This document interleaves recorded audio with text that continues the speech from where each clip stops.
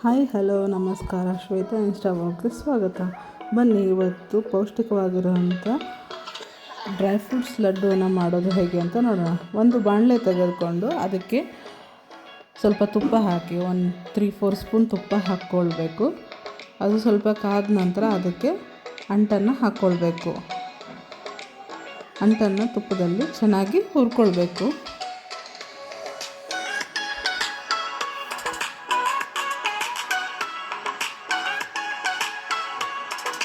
ಈ ಥರ ಅವು ಆಗಬೇಕು. ಆ ಥರ ನಾವು ಫ್ರೈ ಮಾಡ್ಕೊಳ್ಬೇಕು. ನಂತರ ಒಂದು 8-10 ಸ್ಪೂನ್ನಷ್ಟು ನಾನು ಆಳ್ವಿಯನ್ನು ತಗೊಳ್ತಾ ಇದ್ದೀನಿ. ಆಳ್ವಿ ಕೂಡ ತುಪ್ಪದಲ್ಲಿ ಚೆನ್ನಾಗಿ ಹುರ್ಕೊಳ್ಬೇಕು.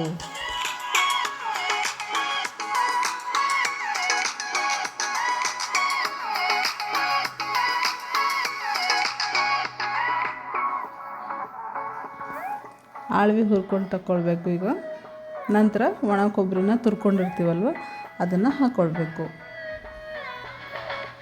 ಒಣ ಕೊಬ್ಬರಿಗೆ ಏನು ತುಪ್ಪ ಹಾಕೋ ಅವಶ್ಯಕತೆ ಇರೋದಿಲ್ಲ. ಈಗ ಬಾದಾಮಿ ಗೋಡಂಬಿನ ಹುರ್ಕೊಳ್ತಾ ಇದ್ದೀನಿ. ಬಾದಾಮಿ ಗೋಡಂಬಿ ನಮಗೆ ತಿನ್ನಬೇಕಂತ ಅನಿಸಿದ್ರೆ ಇಷ್ಟು ಸಣ್ಣ ಪೀಸ್ ಮಾಡೋ ಅವಶ್ಯಕತೆ ಇರೋಲ್ಲ. ಈಗ ನೆಕ್ಸ್ಟ್ ಉತ್ತತ್ತಿ ಹಾಕ್ಕೊಳ್ಬೋದು, ಇಲ್ಲಿ ಖರ್ಜೂರ ಕೂಡ ಹಾಕ್ಕೊಳ್ಬೋದು. ನಾನಿಲ್ಲಿ ಎರಡನ್ನೂ ಹಾಕ್ಕೊಳ್ತಾ ಇದ್ದೀನಿ.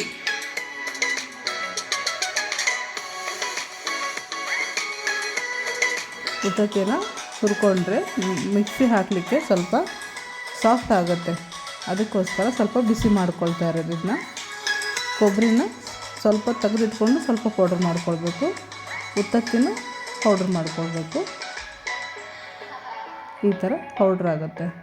ನೆಕ್ಸ್ಟ್ ಮಖಾನ ತೊಗೊಳ್ಬೇಕು. ಮಖಾನನ ಸ್ವಲ್ಪ ಬಿಸಿ ಮಾಡ್ಕೊಳ್ಬೇಕು. ಅದು ಕೂಡ ಪೌಡ್ರ್ ಮಾಡ್ಕೊಳ್ಳಿಕ್ಕೆ ಎಷ್ಟು ಬೇಕೋ ಅಷ್ಟು ಅದಕ್ಕೆ ಅದನ್ನ ಬಿಸಿ ಮಾಡ್ಕೊಳ್ಬೇಕು.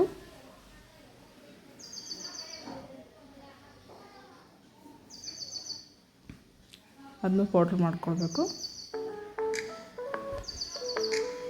ನಂತರ ಒಂದು ಬೌಲ್ನಷ್ಟು ನಾನು ಬೆಲ್ಲನ ಕರಗಿಸ್ತಾ ಇದ್ದೀನಿ. ಸ್ವಲ್ಪ ಮಾತ್ರ ನೀರು ಹಾಕ್ಕೊಳ್ಬೇಕು.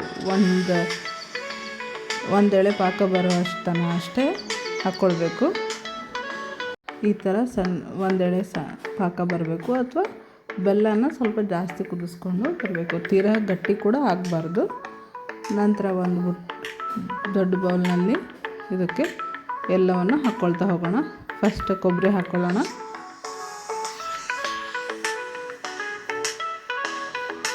ಕೊಬ್ಬರಿ ಪೌಡ್ರ್ ಮಾಡ್ಕೊಂಡಿರೋದು ಹಾಕಬೇಕು. ಸ್ವಲ್ಪ ತೆಗೆದಿಟ್ಕೊಂಡಿರ್ತೀವಲ್ವ ಅದನ್ನು ಕೂಡ ಹಾಕ್ಕೊಳ್ಬೇಕು. ನಂತರ ಉತ್ತತ್ತಿನ ಪೌಡ್ರ್ ಮಾಡ್ಕೊಂಡಿದ್ದು ಹಾಗೂ ಖರ್ಜೂರ ಪೌಡ್ರ್ ಮಾಡ್ಕೊಂಡಿದ್ದು ಎರಡು ಮಿಕ್ಸ್ ಇದೆ. ಇದರಲ್ಲಿ ಎರಡು ಹಾಕ್ಕೊಳ್ಬೇಕು.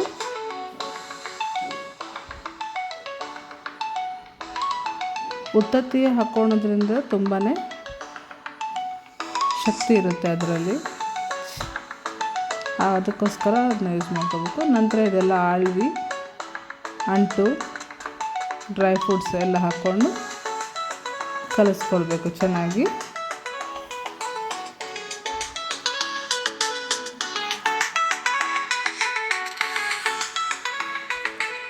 ಇದನ್ನೆಲ್ಲ ಫಸ್ಟ್ ಮಿಕ್ಸ್ ಮಾಡ್ಕೊಳ್ಬೇಕು.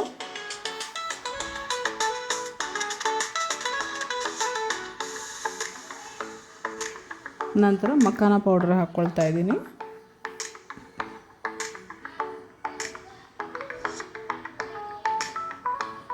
ಇದನ್ನು ಕೂಡ ಮಿಕ್ಸ್ ಮಾಡ್ಕೊಳ್ಬೇಕು.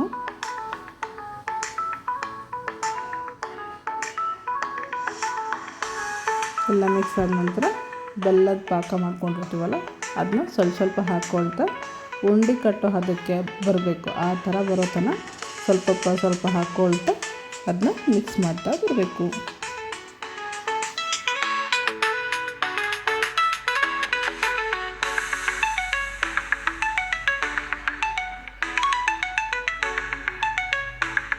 ಈ ಥರ ಕಲಿಸ್ಕೊಂಡ್ಮೇಲೆ ಅದು ಈ ಥರ ಹದ ಬರುತ್ತಾನ ಬೆಲ್ಲದ ಪಾಕ ಹಾಕಿರ್ತಲ್ಲ. ಈಗ ಸಣ್ಣ ಉಂಡೆಗಳನ್ನ ಮಾಡ್ತಾ ಹೋಗಬೇಕು. ಈ ಉಂಡೆಗಳನ್ನ ಡೈಲಿ ಬೆಳಗ್ಗೆ ಖಾಲಿ ಹೊಟ್ಟೆಯಲ್ಲಿ ತಿನ್ನೋದ್ರಿಂದ ತುಂಬಾ ಪೌಷ್ಟಿಕವಾಗಿರುತ್ತೆ, ಬಾಡಿಗೂ ಸಹ ತುಂಬಾ ಹೆಲ್ಪ್ ಆಗುತ್ತೆ.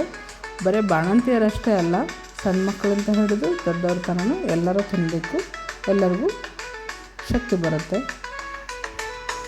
ಇವು 1 ತಿಂಗಳ ತನಕ ಸ್ಟೋರೇಜ್ ಮಾಡಿಟ್ಕೊಳ್ಬೋದು. Thanks for watching. ಲೈಕ್ ಮಾಡಿ, ಶೇರ್ ಮಾಡಿ ಹಾಗೂ ಕಮೆಂಟ್ ಮಾಡಿ ಹೇಗಾಗಿದೆ ಅಂತ. Thank you.